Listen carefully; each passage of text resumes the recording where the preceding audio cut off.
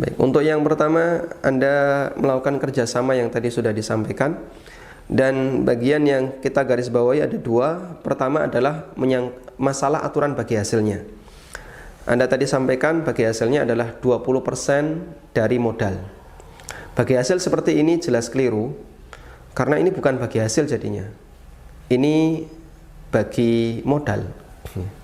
Bagi hasil itu berarti ada hasil dibagi. Dan orang sering menggunakan istilah, tapi penerapannya tidak sebagaimana istilahnya. Namanya bagi hasil kan berarti ada hasil dibagi. Sederhananya kayak gitu. Sehingga pembagian dalam perhitungan bagi hasil harus berdasarkan hasil, tidak boleh berdasarkan modal.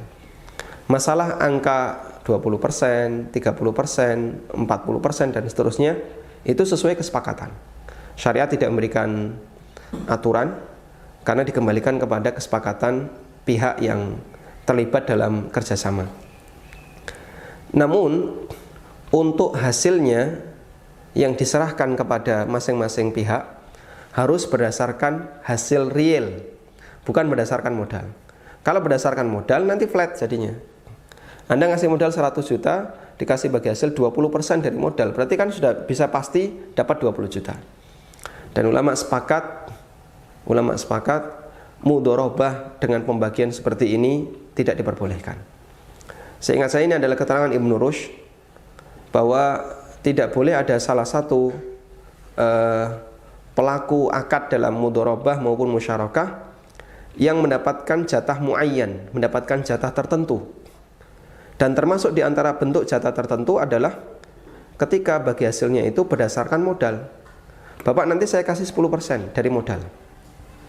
Bapak tanam 100 juta, pokoknya nanti kalau Idul Adha selesai semuanya, Bapak langsung saya kasih 10% dari modal. Sehingga balik 100 juta plus keuntungannya 10 juta. Ini tidak boleh. Kenapa tidak boleh? Karena jadinya dia mendapatkan keuntungan dengan nilai tertentu. Yang boleh gimana? Tertentunya pada porsi, tapi nilai akhirnya nggak tentu. Bapak nanti saya kasih 40% dari keuntungan. Tolong difikskan mas, biar syar'i. Fixnya berapa? Biar syar'i mas. Kalau nggak fix ini goror namanya. Ya, kalau syar'i ya yang nggak fix itu mana? Yang goror itu yang syar'i. Kok bisa? Kalau difikskan, Bapak nanti dapat 10 juta. Fix ya 10 juta ya. Itu jadinya apa? Riba, bukan kerjasama, bukan musyarakah. Nah, kadang-kadang orang beralasan kayak gitu. Kalau nggak fix, nggak syar'i.